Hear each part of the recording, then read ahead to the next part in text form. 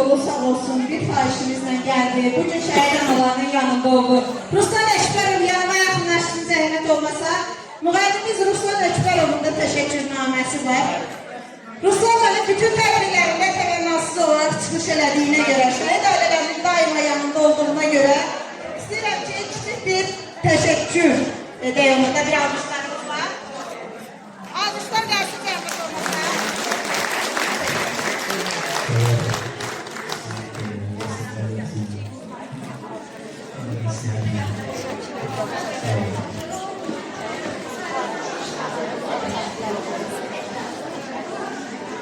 Və tədbir başlayanda da dəfələrlə qurğuladım.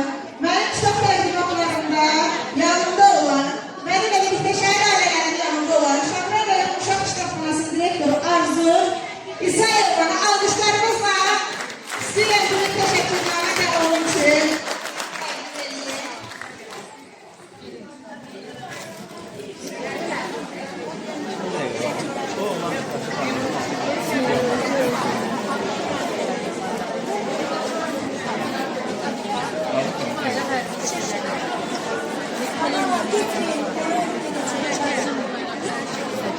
Ayşəlilə bir balada səbir olun, tədbirimiz yekunlaşır.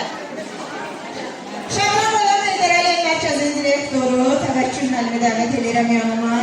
Təşəkkür edirəm hər zaman yanımda.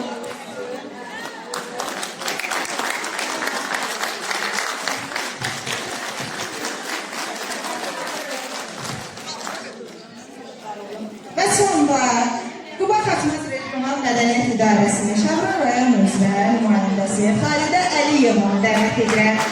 Bugün bu tədbirin onu yüksək səviyyədə təşkil olunması üçün, baxın, o xalçalarımızın yer alması üçün muhabbetləri digər bölgələrdən gətirir. Tədbir başlamamışdan o xalçalar o muhabbetlərə əziyyətlə vuruldu. Sonra tədbir qutaranda söküldü, səhnəyə çıxarıldı və onun təşəbbüsü ilə bütün mədəniyyət işçiləri bugün bu səhnədə o xalçaları nümayiş elətdirdilər. Şəhid ailələrinə xoş olsun deyə bir bax bu hədiyyələrin təşkil olunmasında, çay süfrəsi təşkil olunmasında Xalidə xanımın əziyyəti danılmazdır. Təşəkkür edirəm sizə. Tanıdığım ilk gündən qürur duyduğum xanımlardan birisiniz. Belə tədbirlərimiz davamlı olsun.